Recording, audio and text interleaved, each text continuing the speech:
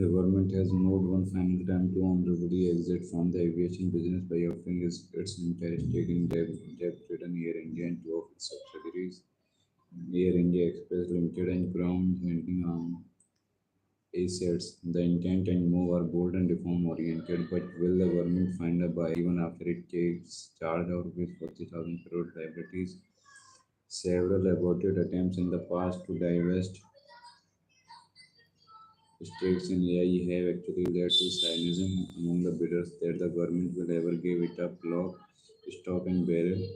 India's flagship carrier is a huge assets and business which is suffering only due to gross mismanagement. That's the reason it has had huge losses in a sector that has been seeing double-digit growth annually. Bidders will be aware of this. Reality report suggests that Vistara, owned by Tatas, may like to chip in and turn the company around. At what price and on what terms in the question? To get their hands on a whopping 146 aircraft that are anywhere from brand new to 8 years old would be a big plus for the new owner.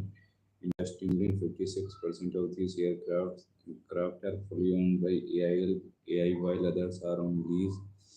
Air India may be down but not out, considering that it serves 50% of international flyers from India, especially on high value routes. The 4,400 slots that AI has at different airports within the country and 3,300 slots across 42 countries are. Several reports have suggested that AI 9,617 employees may be a drag on the new owner, but in a market that hardly has enough trained pilots and professionals, this huge human resource is there for the taking and can kept even expanded to bring in profits within 3 years. On the other hand, potential suitors could red flag that Alliance Air is not included in the deal or nor are AI lands and buildings and its chosen precious collection of artworks, but then selling AI different businesses on a standalone basis could maximize returns if the government is indeed serious about getting out of business altogether, not worrying about letting go of family silver, then it should take a call quickly on other loss-making concerns such as BSNL and MTNL, whose net worth is eroding by the minute. Taking other stakeholders like banks, financial institutions, and importantly the workers on board is a must if the government is to ensure a smooth exit. The Kashmir issue remains a Hydra-heavy problem, one that is marked by a territorial controversy and ideological dispute. The question of self-determination retains in the human rights dimension, but one critical aspect of it, this multifaceted model that often escapes our attention has been the complexities arising out of sharing of common river water resources by the distant neighbors and the associated institutional mechanism. The Indus River Basin not only cradled one of the world's oldest civilizations, but the survival and sustenance of sizable communities in contemporary Pakistan and India also remain critically dependent on the river and its tributaries. The Indus Network constitutes the lifeline of Pakistan, where more than 90% of the land is semi-arid and nearly half of the population is employed in the agriculture sector. The river nourishes the water-deficient states of northwestern India, notably the Punjab, the breadbasket of India. I brother Nitin Jarod. Yes, yes, brother. Road to UPSC. The breadbasket of India. It originates in the Tibetan Plateau and along with its tributaries flow through Jammu and Kashmir.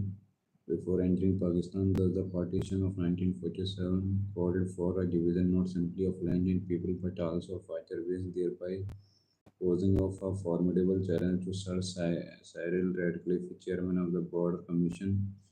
Dispute over sharing of Indus water came to the fore immediately after partition because the existing irrigation canal had works remained in the Indian state of East Punjab, while lands being irrigated by the river fell in Pakistan, West Punjab, and Bahawalpur, leaving it India with a handle to chalk lower riparian Pakistan. The issue was sought to be addressed through two standstill agreements concluded in December 1947 between the chief engineer of the two Punjabs.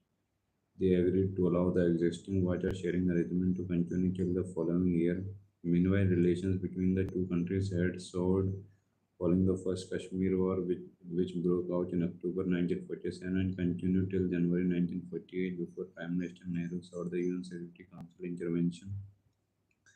The standstill agreements expired on March 31, 1948, and the following day, India Punjab cut off the water flow to Pakistan on the ground that the canal colonies in Pakistan served by these head works did not pay the standard water dues.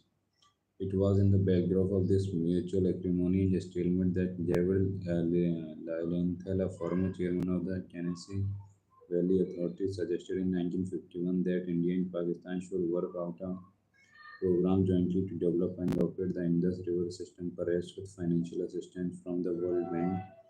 However, once it became clear that the Joint Indus Engineering Corporation envisaged by Lilienthal to manage the Indus waters was unlikely to materialize, the bank officials proposed to India and Pakistan division of the river in 1954, a proposal which culminated in the Indus Water Treaty of 1961. The treaty laid down that the three eastern rivers of the Indus system, Ravi, Beas, and Satluj, were to cater to India's need, and three western rivers, Jhelum, Chenab, and Indus, were to meet Pakistan requirements. Moreover, since both Chenab and Jhelum with high hydropotential flowed out of Kashmir, it was important to determine how India could use Chenab and Jhelum water in a non-consumptive way without interfering with Pakistan's right to those waters.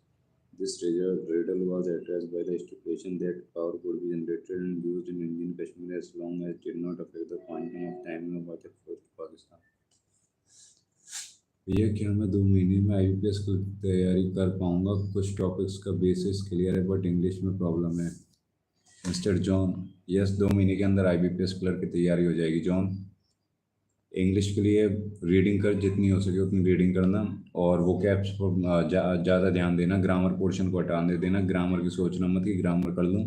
Reading जितनी हो सके उतनी करना। The Hindu available हो जाए तो the Hindu में editorial पढ़ लेना, उससे आपकी जो इंग्लिश है वो कंप्लीट हो जाएगी। वो कैप पे फोकस करना, क्योंकि जो 70% आपको इंग्लिश समझ में आएगी, 100% वो कैप से ही आएगी। तो वोकैब पे ज़्यादा फोकस करना। आईबीपीएस क्लर्क की वोकैबलरी के सेशंस होंगे, यूट्यूब पे अवेलेबल रहेंगे, उनको आप डाउनलोड कर लेना या वहाँ से वोकैब सारी लिख लेना। उन वोकैब्स का रिवीजन करना जितना हो सके, और मॉक टेस्ट देना प्रीलिम्स का। तैयारी अभी से मेंस की करना और प्रीलिम्स का मॉक टेस्ट देना। प्रीलिम्स की कोई तैयारी मत करना, सिर्फ मॉक टेस्ट देना, तैयारी मेंस की करना, ठीक है ना।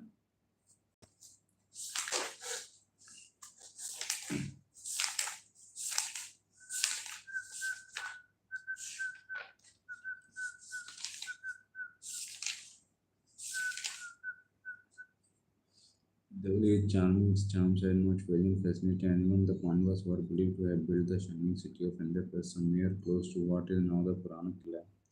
The neighbor who got the tall brick minar built there, the Lord Doris who created the Shisha Gumbad in the Esgate parks, the Mughals who gave Delhi not just the Lal Killa but many majestic structures, and the British who left behind us for Edwin Lutyens Delhi or Manjar Delhi charm, and in turn added their bit to it for over 1,000 years and probably for a much longer time in its uncertain past.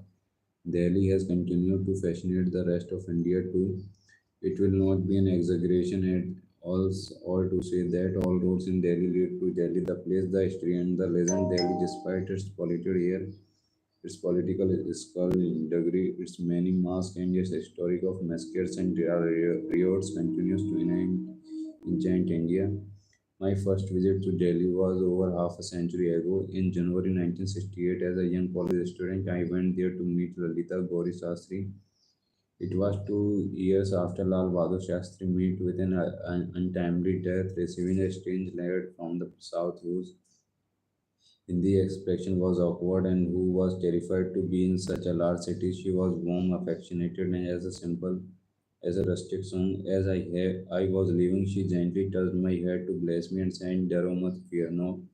For the rest of the time before catching my return train, I went around looking at as many monuments as a quick rickshaw read aloud. Most of them created a sense of awe in my mind. I could not reconcile the contrast between La Lalitaji touching simplicity and the awe-striking moments of Delhi, the legacy of Nadir Shah, or the melancholic love of Mirza Ghalib. I have often wondered if Ghalib was not speaking to many of the Shahs of the past, when he wrote in his lonely last years, तेरे वादे पे जिए हम तो ये जाना कि खुशी से मर ना जाते एतबार होता. It was your promise that kept me alive, although I knew they were pure lies. Had they been true, would I have not died of delight? In Delhi, one does not have to be poet of Ghalib genius to know a lie to be a lie. Every Lalita Devi in Delhi has the courage to face the terror of every Shah. Every Ghalib has the wits to know the lies told out as promises.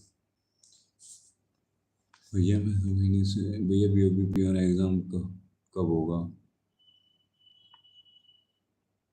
Brother bank of Baroda PO exam brother bank of Baroda peon exam का अभी जो कोई official update उन्होंने दिया नहीं है. उसके लिए हम लोग कोशिश कर रहे हैं कि वो ऑफिशियल अपडेट दे दें. आरटीआई भी लगाई है पर आरटीआई का अभी तक कोई जवाब नहीं हुआ. एक आरटीआई लगाई है, दूसरी लगाएंगे, फिर तीसरी लगाएंगे. थोड़े दिनों का गैप देना पड़ता है. अगर उसमें नहीं दिया तो हम लोग लीगली उनके ऊपर क्या कहते हैं, लीगली मतलब हम लोग एलिजिबल हो जाएंगे कि उनके ऊपर एक्शन ले सकें. तो फिलहाल तो वो ये नहीं होगा या नहीं. एग्ज़ाम तो होगा और एग्ज़ाम इसकी कोई गारंटी नहीं है कि एग्ज़ाम कैंसिल होगा, क्योंकि वैकेंसी ठीक है. एग्ज़ाम इनको कराना पड़ेगा. एग्ज़ाम थोड़ा सा ही लेट कर रहे हैं. एग्ज़ाम होगा और एग्ज़ाम भी ना हो तो क्या लोड दे रहे हैं. आपका ये जो सिलेबस है IB security assistant of IBPS clerk SBI clerk इन तीनों जगह काम आएगा ना. क्या दिक्कत है.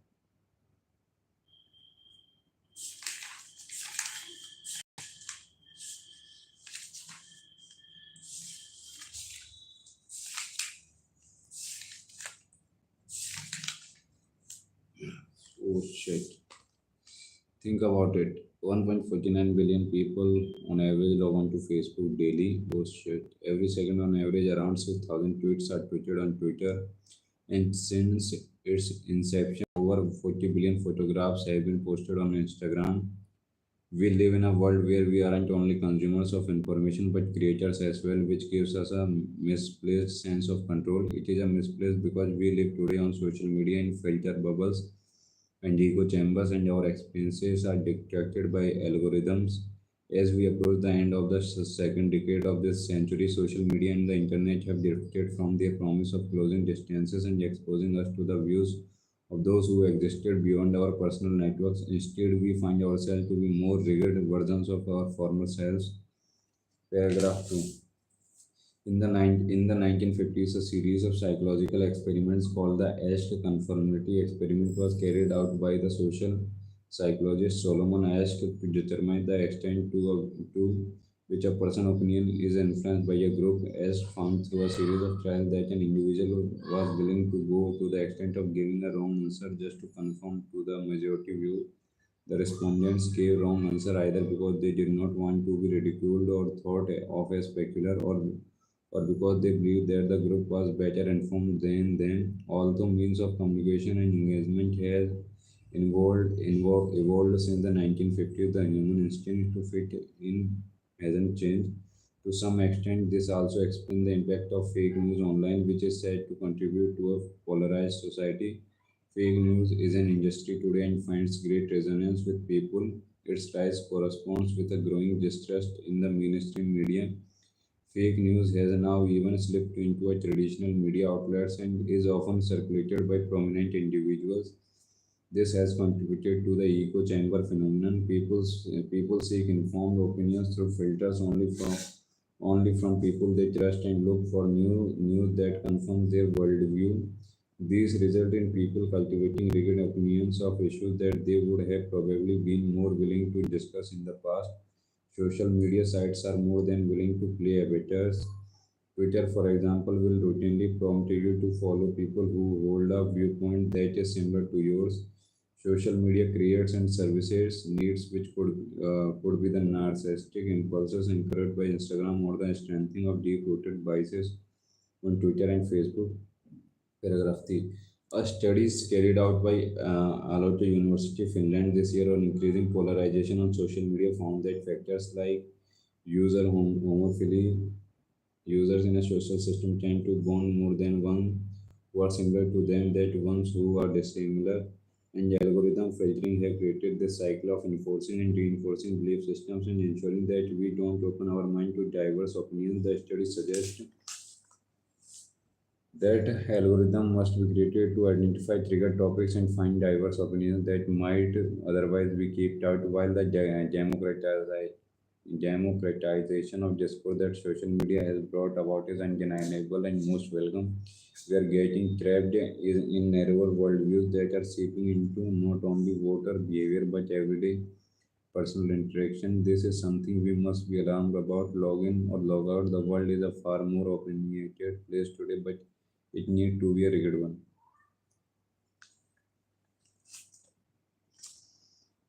ओके ब्रदर, कब तक हो गया एग्जाम भैया? Explain date.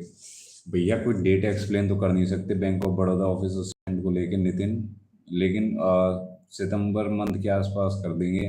अब आपको बोल दूं मैं सितंबर में हो जाएगा, मान लोगे आप? नहीं ना।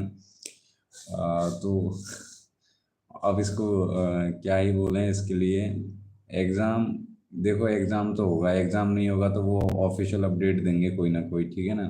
तो इसको लेके आप टेंशन मत लो ज़्यादा, उस एग्ज़ाम की तैयारी करें आप। तो अभी अप्रेंटिस की भी आने वाली हैं और अभी बहुत सारी आ रही हैं, वो तैयारियां आप उसमें लेके चलना। और एग्ज़ाम होगा, क्यों टेंशन ले रहे हो? लेट होगा पर होगा ज़रूर, ठीक है Nitin. Market regulators are market regulators and even governments have very few options when financial markets go into the kind of panic-driven free fall as witnessed. The shock waves triggered by an over 9% fall in Chinese stock hit capital and currency markets worldwide. India was no exception to the global sell-off, with the BSE Sensex shedding over 1,624 points, nearly 6%, and the rupee tumbling at 1.2 rupees 66.60 against the US dollar, its lowest level since 2013. The immediate task for the market regulator, the Securities and Exchange Board of India, will be to put in place measures to ensure that there are no major settlement defaults which can trigger a systematic collapse. Other than that, there is little it can or India should do to prevent the current re-rating of asset price in the market running its course. On the currency front, Reserve Bank of India Governor Raghuram Rajan has given out the assurance that the central bank has sufficient foreign currency reserves, around 380 billion, to dampen any major volatility of the rupee.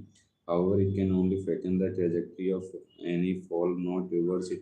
Besides, it need to keep the powder dry to tackle any further devaluation of the yuan, which China might be forced to do if growth continues to be slow. After all, current global sell-off was prompted by poor industrial output numbers, only confirming the fears of global investors that China managed slowdown was proving less manageable than it had let on.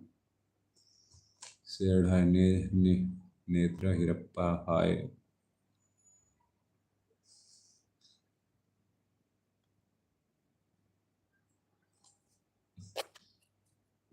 Netra भाई, POB